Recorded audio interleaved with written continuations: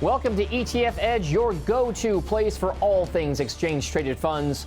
I'm your host, Dominic Chu. Now, within the ETF industry, the income-generating fund space is the latest to explode with offerings. Providers are looking for some novel ways to stand out. But as market conditions change, can returns stand up to those changing expectations? Joining me now is Adam Patty, the CEO of VistaShares, alongside Shelley Antoniewicz, the chief economist at the Investment Company Institute, or ICI. Thank you, Adam and Shelley, for being here with us right now.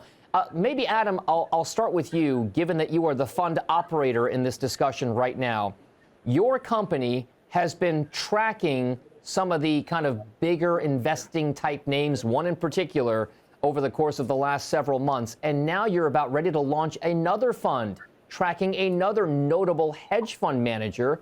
Take us through what you're launching this coming week. Well, thanks for having me. Yeah, tomorrow we are launching ACKY, and the strategy is to invest like Bill Ackman, but with 15% target income annually paid monthly. So we look to pay out 1.25% per month using an option strategy over all of the holdings in the portfolio.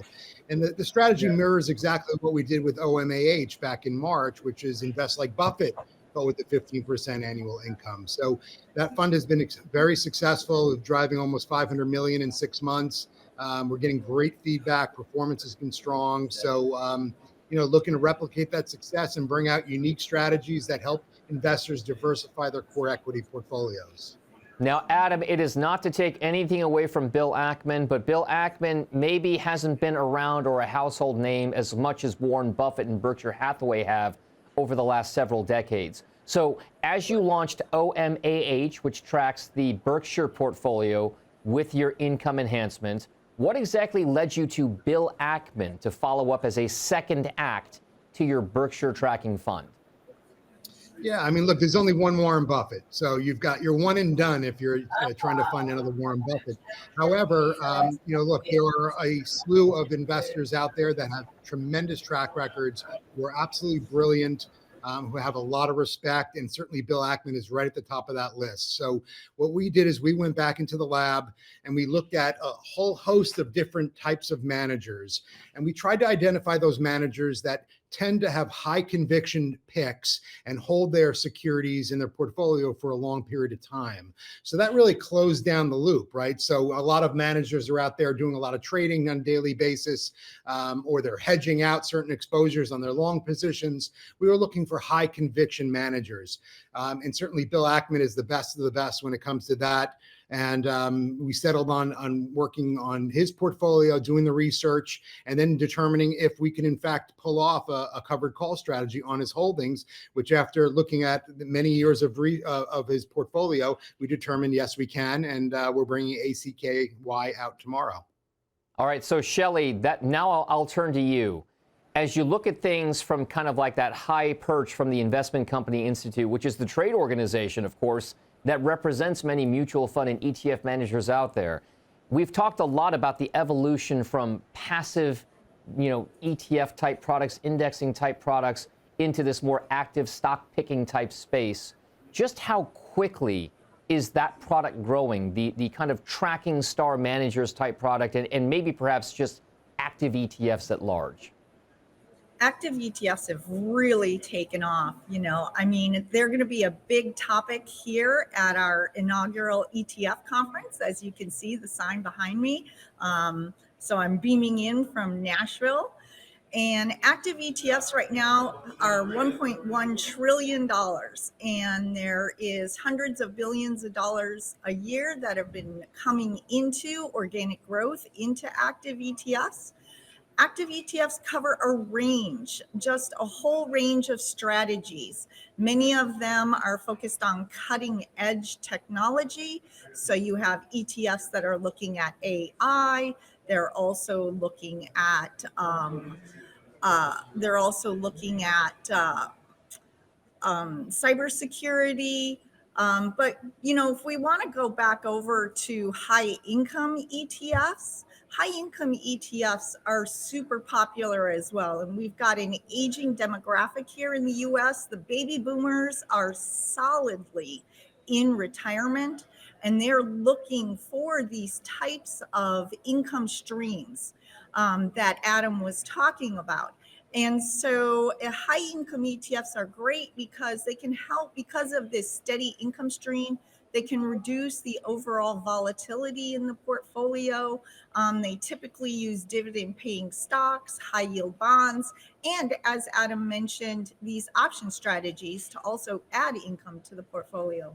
If you just look at the dividend paying, high income dividend paying ETFs, there's over $350 billion in assets. And those got $20 billion in inflows in early September. So there is strong demand for the product. Shelley, what exactly, I mean, you mentioned some of the demographic tailwinds driving some of these income producing type strategies. I wonder if you could also take us through a little bit about just how you see some of these types of income overlay on equity portfolio strategies, what type of role they play in an investor portfolio as they approach a time where income becomes more of a priority. Where do they fit vis-a-vis, say, a high yield bond fund or an investment grade bond fund or a treasury type fund? I think that the high income strategies where they're looking at or they have stocks in the portfolio, dividend paying stocks, and the overlay of the option strategy, that actually helps provide a bit of a diversification.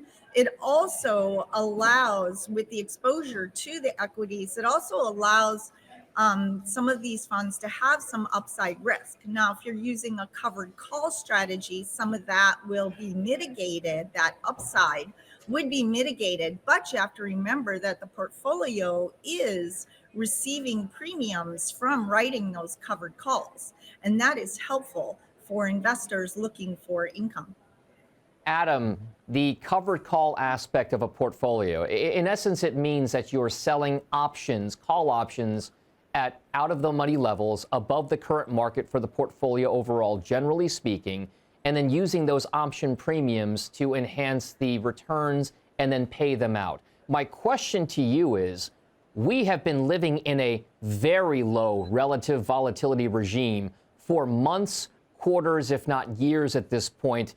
Maybe an exception can be made for the Trump tariff announcements that came out in April, kind of through the early part of May. There was volatility there, but in a world where volatility is not as existent as it has been over the last several years, what exactly does that do to the type of options writing that you have to do to generate the returns that you are targeting? It's a great question, and that's why you need to do the research. So, as volatility goes down, it certainly gets more difficult to generate those premiums.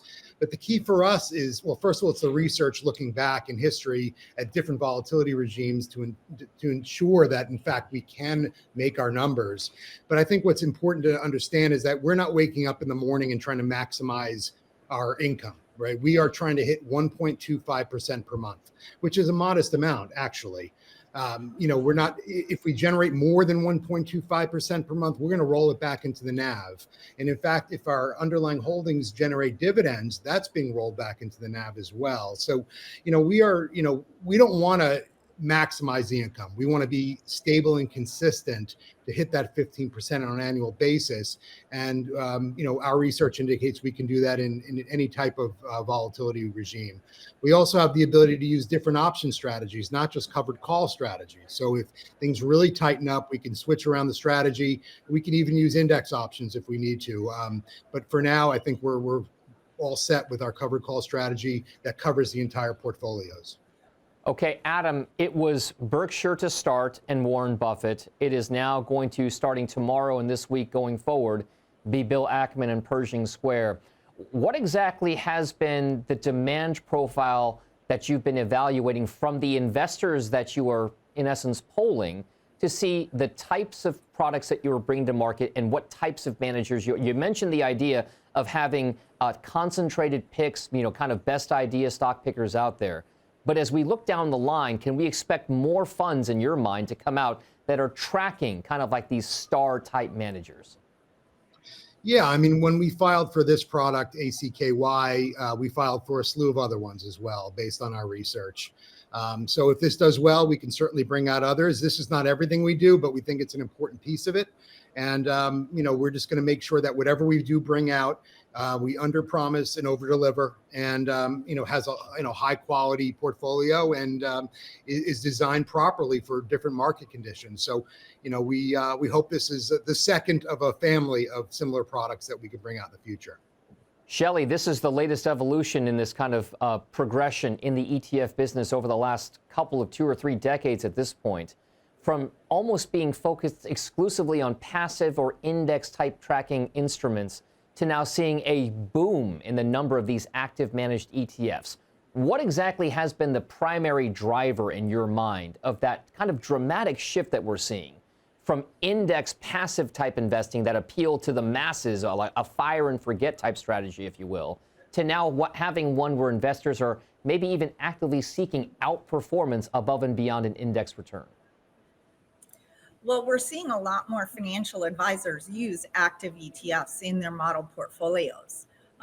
Recent data shows that about 1/3 of financial advisors are using an active ETF in their model portfolios when they're managing their retail clients' assets.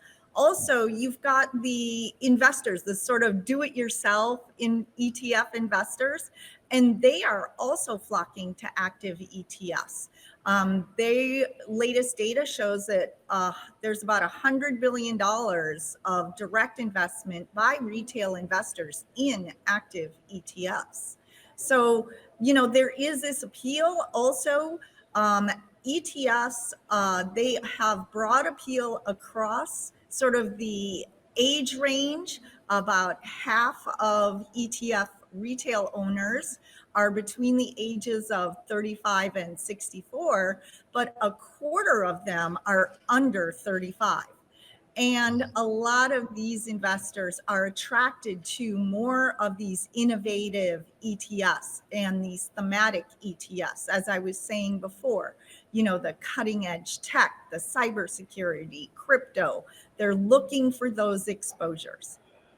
Okay, now, Adam, a final question to you before I get to Shelley with her final question. My final question to you is, as you look out for the balance of this year, given what you've seen in terms of your investor flows, given what you've seen in terms of interest in your funds, given what you've seen in the portfolio dynamics of your underlying products, what do you best guess could be the outcome that we have going into the fourth quarter of this year and the first quarter of next? Is this a bull market that can keep continuing, or are there real storm clouds on the horizon in your mind?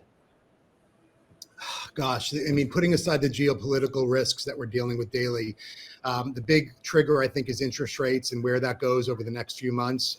Hopefully, for the sake of the market, I'm hoping for a drop in rates. But I think the biggest challenge that investors are going to have, regardless of where the market goes, is the fact that the S&P 500 and the Qs are so over-concentrated in their top 10 holdings, and that the exposure they're providing has tremendous overlap. So I think it's 35% of the S&P 500 and 45% of the Qs are basically in the same companies. So all these investors who think they're diversified, what they are going to find, God forbid there's a large pullback, is that these mega cap tech companies are going to hurt their portfolios. So I think what we're seeing now, and what I would encourage investors to do, is to diversify.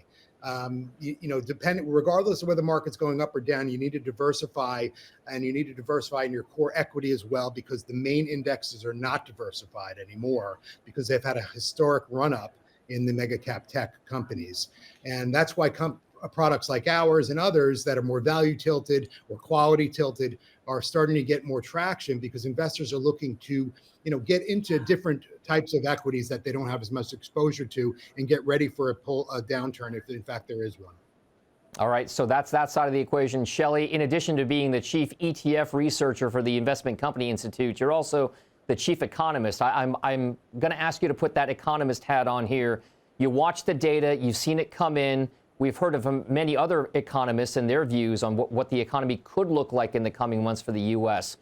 What exactly do you think is going to be the base case scenario for the U.S. economy over the course of the next couple of quarters?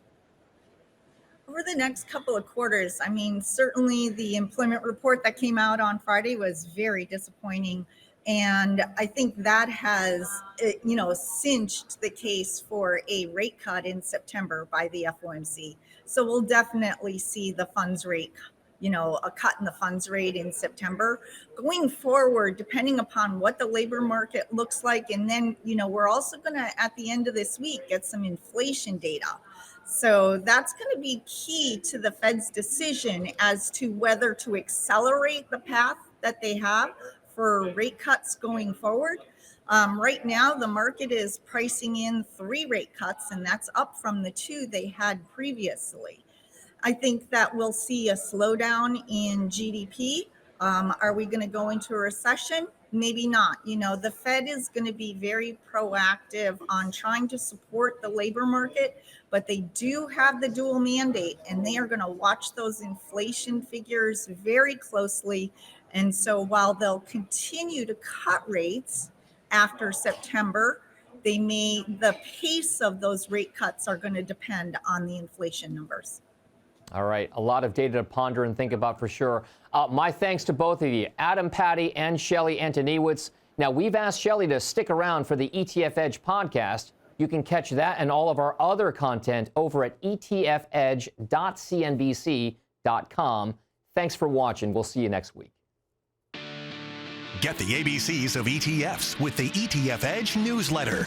Your weekly update on the hottest trends, expert analysis, actionable ideas, and exclusive insight from top industry experts.